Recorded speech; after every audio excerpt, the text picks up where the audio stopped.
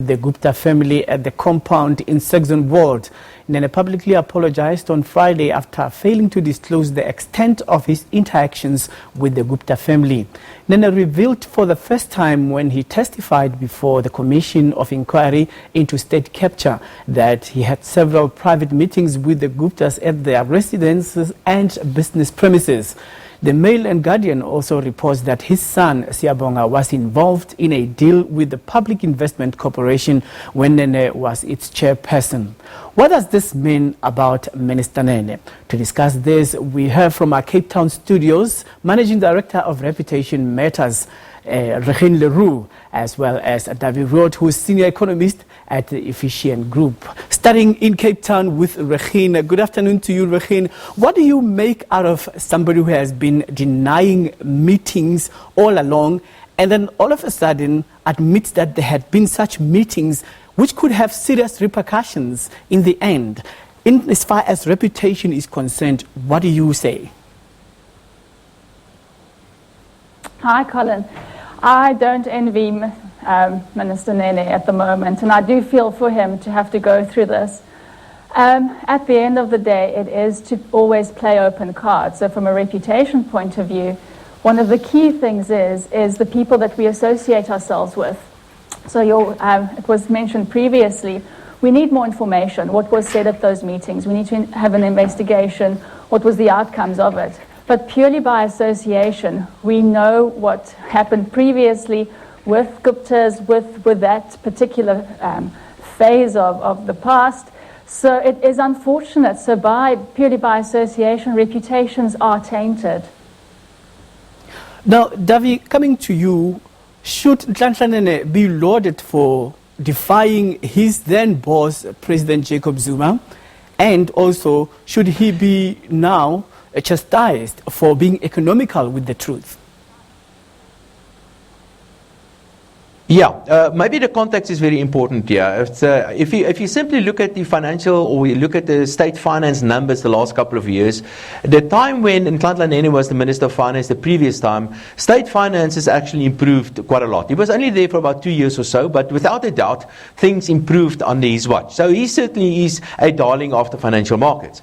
Now it appears as if the Minister has been quite economical with the truth. We don't exactly know. And I must say, personally, I'm not too concerned that he allegedly visited some of these family members at their private residencies. I'm not too concerned about that. But what I am concerned is that it appears as if he hasn't been telling the full truth. But should he fall on his sword because of this? I certainly do think so.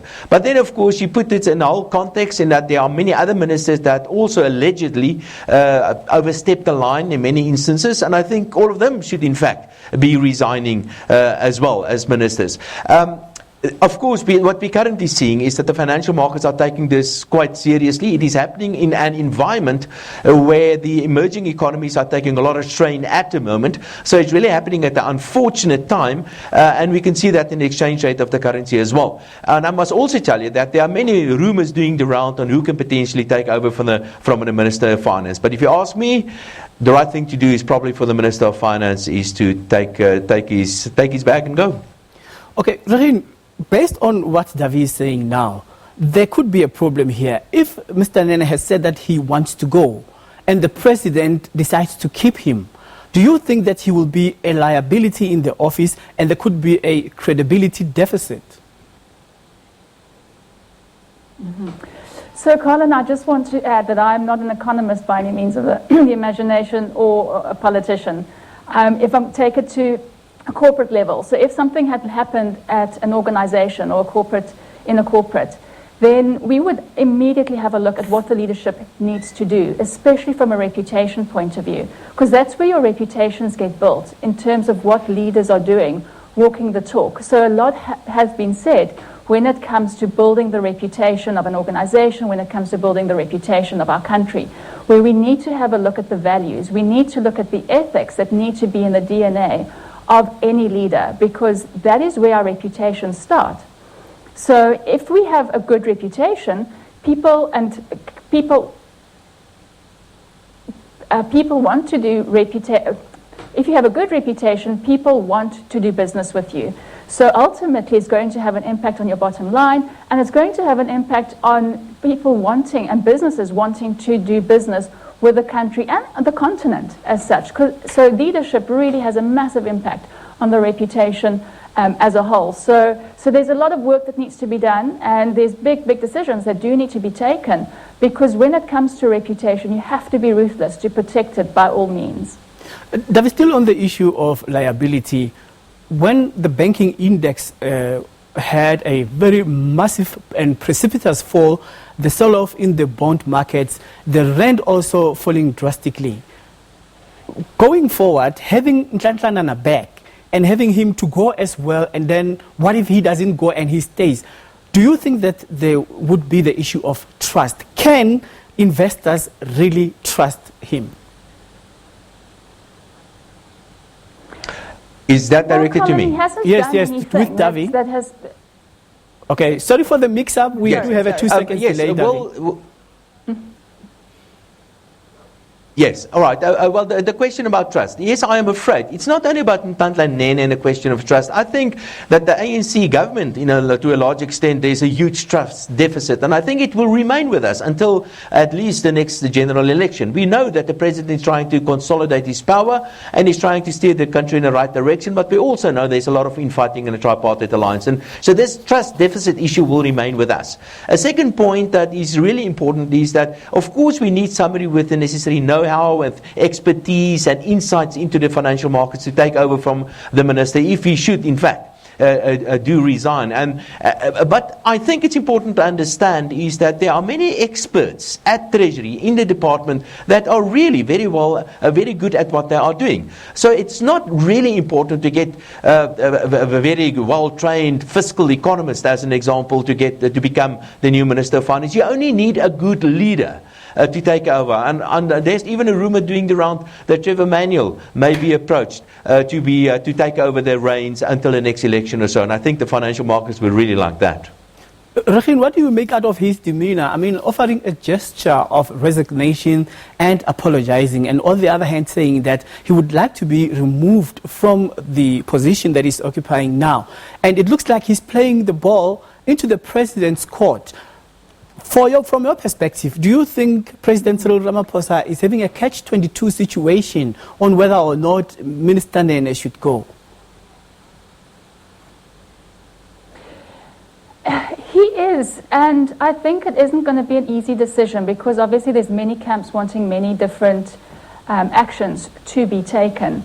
And I think we would need to dig a little bit deeper in terms of what was said, why is he only coming to the fore now, which is very, very unfortunate that it has taken so long that this has happened. In terms of his own credibility and his own reputation, that is kind of the next thing that he would need to do, is to offer these things, and that does obviously enhance and help his own reputation in the long run. So taking accountability, and that's a big thing when it comes to building your own reputation, and being genuinely sorry about this. And I think he has been showing genuine remorse for the situation, so it doesn't look like it's just a very superficial apology. So these are big drastic steps that he's taking and suggesting, taking into consideration the big ramifications and the consequences that it could have. Now, Dawie, coming to market sentiment, at the moment we're having speculation from analysts that the rand could shoot up beyond the 15 rand mark to the dollar. Do you think the impact is going to be similar to the past 3 years? Yeah, without a doubt, I think if the minister should resign, it is likely to impact on the financial markets. It's likely to weaken the rand. But I think it will be short-lived, because it will. What's more important to the currency and the financial market, generally speaking, is who's going to take over from the Minister of Finance, and of course, what is the general direction the government is going to take. An argument that is often mentioned is that this is a few weeks before the medium-term budget policy statement of the Minister of Finance, and some people are saying that we simply cannot afford to lose the Minister of Finance at this junction. I disagree with that, because the medium-term budget policy statement is not a statement, it's not really a decision-making exercise. It's a more report-back opportunity for the Minister of Finance. So it really doesn't matter who is there. Whoever is going to take over as Minister of Finance will simply report back on the finances of the state. And on that specific topic, I may mention is that the state's finances are really in dire strait and things are not going well there, and it has to do with things like, for example, tax collections and a general state of the South African economy. But more importantly, I think the financial markets are, of course, there will be some shocks in the short term, like a possible resignation of the Minister of Finance, but more importantly to the financial markets at this stage, it's what's going to happen to the general election, which is expected somewhere early next year.